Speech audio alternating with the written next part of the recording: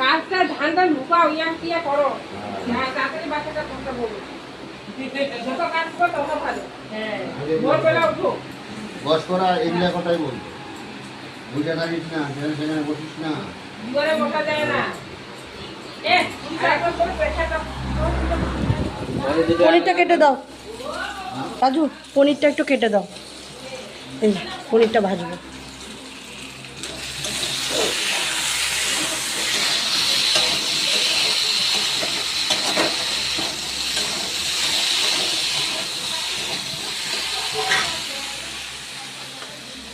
এটা বাড়ির আমটা না?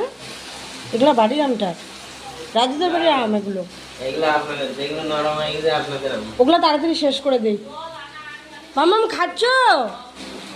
খাও। হাওয়া লাগতেছে বাবা? হাওয়া লাগে?